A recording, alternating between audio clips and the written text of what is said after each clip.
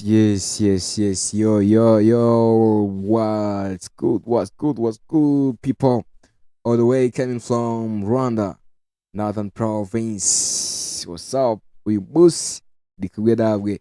The Southern, Eastern, Western, and the province ya gatanu diaspora. Gochiriate. Izere ko aho muri mwese ari wa guess ni muri dream. So I goes by the name of MCP, and I'm gonna react to the song. Wamaze kuyibona bamwe muri mwe ntago bazi the guys in the track, ariko njyewe ndabazi and I know how devils they yell. Rap hip hop. Abafana ba rap n'abafana ba hip hop ndabasabye imbabazi kuko nari maze iminsi ndi kureactinga cyane ku ndirimbo za afro. And I'm back in culture. Yeah, we stood together. So yitwa UMUGISHA, my brother Boson Foray, alongside a big bro Maylo, and Bex Ala HP, Rwandan hip hop boy. That's Ala HP, so in Rwandan hip hop boy. So right, let's start. Let me test the vibe.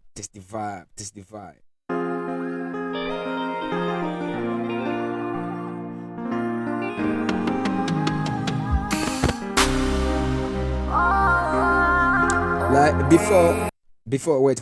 Before you call track itangira, like nkunda nje personally nkunda rap nyine, like ili ifite ikintu nakwita, ifite uburyo video uyireba nyine ugahita ubona ko nyine ntabwo ugiye kureba ndamutata, ugahita ubona nyine ko ugiye kureba video ya rap. So this video kunitangira, director wayo kabisa, okay, ishusho kabisa ukuntu yarikoze, by idea, afite idea nziza cyane kabisa.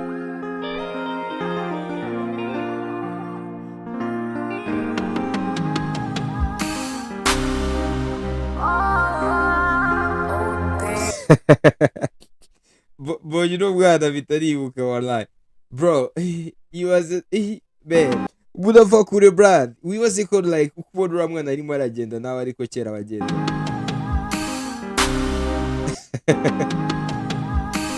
Yeah. That's what's up. And abantu bwese ntabwo bwavukiye i Kigali, bwavukiye mu cyaro, gahunda z'ibiye wapwege. Yeah, Bex Ala HP, Rwandan hip hop boy. I see you, my boy Maylo, Boston Foray from Komishana. That's my brothers, man. That's my brothers. If I say my brothers, listen to my brothers. But trust me, they know how rap game is.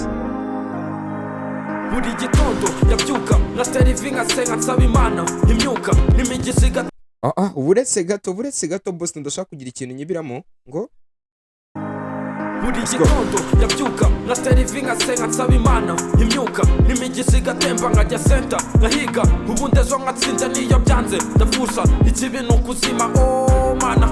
Ati buri gitondo ndabyuka ngasenga nkasaba imana, ati niyo byanze ndapfusha, ati ikibi n'ukuzima. Reba uburyo turwana iyi mihanda iranga, ariko gangsta sinyaryama mora n'igita sana rwanirira hazaza. Oh!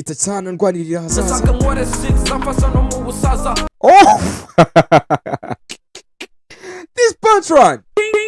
Bam! Ndashaka nkore shit zamfasha no mu busaza, bro. You know, that's vibe, man. Brother, it was like ikintu ngundira abaraperi, bro.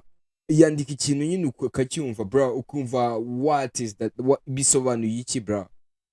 ubundi ejo nkatsinda niyo byanze ndafusha ikibi n'ukuzima mana. Reba uburyo turwana iyi mihanda iranga, ariko gangsta sinyaryama mora n'igita sana rwanirira hazaza. ndashaka nkore shit zamfasha no mu busaza mana. icyo nzi neza ni ukubona ibyo ducamo, ntabwo navunikira ikirongo uzamirobo. mfite ikizere ko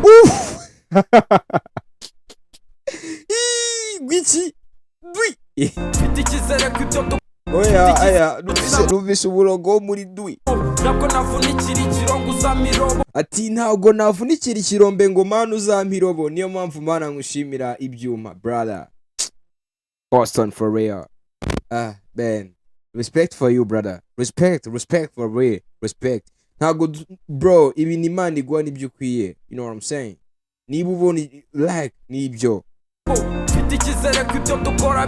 ati kandi mfite icyizere ko ibyo dukora bizacamo so shout out to all the hustlers around the streets hirya no hino mu gihugu mufite icyizere ko ibintu muri gukora bizacamo natwe ibi turi gukora bizacamo you know what I mean ntabwo navunikira ikirongo uzamirobo mfite icyizere ko ibyo dukora bizacamo alhamdulillah nitwe koko wahisemo I got my eyes in the sky ndapfukamye ndashima nsaba imana ruremaye Bex ala HP I got my eyes in the sky I got my eyes in the sky ndapfukamye ndashima nsaba imana ruremaye everything I do I gotta do it for the family now I do it for my mother I got this dream everything I gotta do I'm doing it for my family I'm doing it for my mama for my father making cash like a Pablo ati I'm making cash like Pablo Escobar abantu bazi amateka ya rap na hip hop muri bita Pablo Escobar baramuzi cyane ati bibi birarutanwa kuri ntago gushobora ntago gushobora ati ibi byose birashira nge respect ntago nshobora kuyigura yitwa Bex ala HP Murakuru umugisha wanjye muntu mpamagara yes umugisha wanjye nanjye hari ukuntu nawe ujya wicara ukumva umugisha uraguhamagara ariko nubwo bwose ubona uri kure oya sinzacogora never imunda kurikira umugisha wanjye muntu mpamagara nubwo mbona uri kure oya sinzacogora never wait some little about bro this colors bad baby wallahi jewe nago like out of the luck nkunda umuraperi wandika cyane kurusha umuraperi ufite ibindi bintu birenze like je nkunda writing z'umurapper like umugisha wanye mamagara ngomba nuri kure you know what I mean like umugisha wacu urimo uraduhamagara nubwo bwose tubona kure man ariko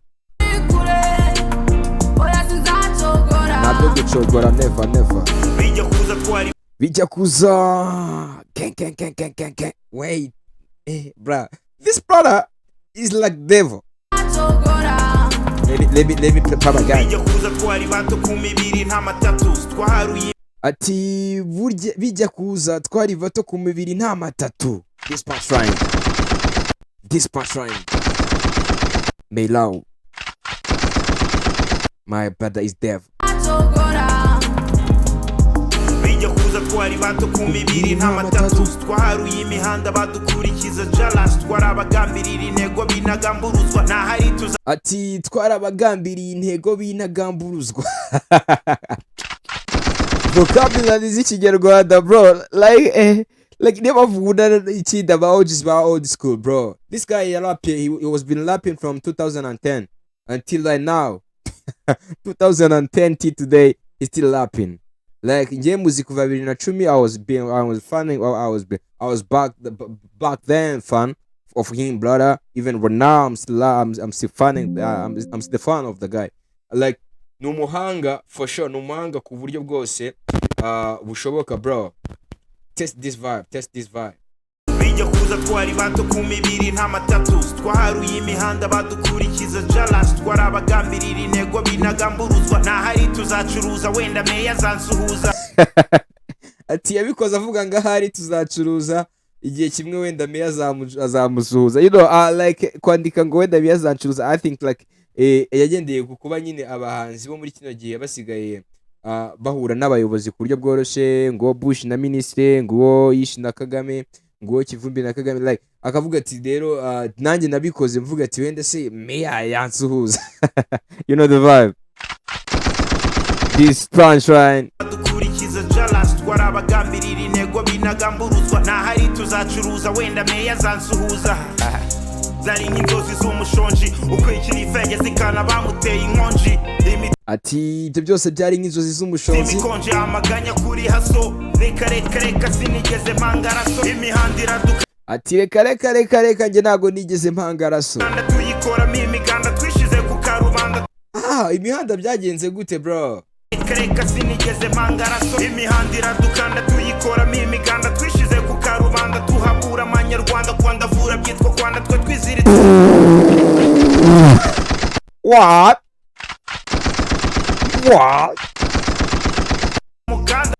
ati twishize ku karubanda imihanda tuyikoramo imiganda kwandavura byitwa kwanda, you know what I mean? Ati damn, best rapper, best puncher. 2024 bizasaba agatuza bad. Reka sinigeze mpangaraso imihanda iradukanda tuyikoramo imiganda twishize ku karubanda tuhabura amanyarwanda kwandavura byitwa kwanda twe twiziritse umuganda ubwo game iratokojwe tumena mu maso insenda ikinyejana cy'ubu game yaratokojwe ibamena mu maso insenda no kuvuga ngo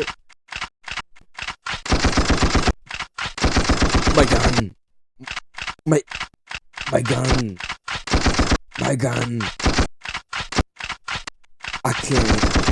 I can't explain this.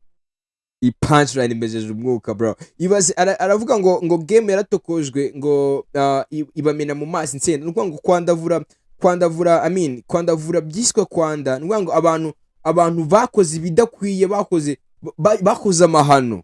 You know the rappers that who've been like fucking like LGBTQing. You know what I mean? Like the guys who are like out there mu Kiyovu. Urabaza barapera birwa mu Kiyovu banda. Like abo bantu bakoze amahano uri kumva bakoze barandavuye babyita kwanda. You know what I mean? Ngo noneho ngo abantu bari bafite impano cyangwa se abantu bari bafite inzozi like kumwe nyine ubuhanze amaso uvuga uti ngewe taranjye nizankiza kubera ko haje abantu banda kuko haje ibyo bintu byo kwanda kuko haje ibyo bintu like bidafite 12 byo kwandavura uri kumva byatumye game ibamena mu maso insenda. Nuvuga ngo umuntu wari ukanuriye amaso kuri game avuga ngo game nizankiza bamumenye insenda mu maso insenda zira too excited. This guy Maylo, best rapper. Brother. Rubanda tuhabura amanyarwanda kwandavura byitwa kwanda twe twiziritse umuganda ubwo game iratokojwe tumena mu maso insenda ikinyejana cy'ubu cyahanuye ngoma ijana igisigo ati ikinyejana cy'ubu cyahanuye ngoma ijana gisingiza umva umukarago w'ijana ati iki ni igisigo gisingiza umva umukarago w'ijana brother respect je numvise umukarago w'ijana kabisa muri diribo brother you are dope, you are more than dope, you are more than being dope. Udasobanya kwa gihanga ngo mijana with the big boys now bive mu matama ati with the big boys now ati nubwo bwose ibyo byaje ariko byarangiye tubaye aba big boys. I verse dagoraje ndayisubije brother listen again. Rubanda tuhabura amanyarwanda kwandavura byitwa kwanda twiziritse umuganda ubwo game iratokojwe tumena mu maso insenda ikinyejana cy'ubu cyahanuye ngo bijana igisigo gisingiza umva umukarago w'ijana sesengura udasobanya kwa gihanga ngo mijana with the big boys now sesengura udasebanya kwa gihanga ngo mijana with the big boys now. You know what I mean? Ruvuga ngo ibyo bintu ndi kukubwira byumve neza udaza kugira ngo uvuze ibintu bitari byo brother. Ruvuga ngo je ukuntu bigeze gutya brad this guy agukubita patron yagize akubwira ngo icare hasi usesengure ibi bintu uvuze utaza kubyumva nabi udasobanya bela mu matamatama UMUGISHA wanjye mbona umpamagara nubwo mbona uri kure oya sinzacogora ndimo ndakurikira UMUGISHA wanjye mbona umpamagara nubwo mbona uri kure oya sinzacogora. Bex LHP and this guy nago muzi zina like one of these rappers naza kureba iyi reaction aje kumbwira who's that girl. May to the Y, Maylo. Bro, iyo umuntu ari umurigent aba ari umurigent, tujye twemera bro, muragutanze muri game, yaragutanze muri game. This track ni ya Boston. This guy Bex LHP ni nawe producing, niwe producer wayikoze, ariko this guy Maylo, brother, I can't say that name without this guy, my brother.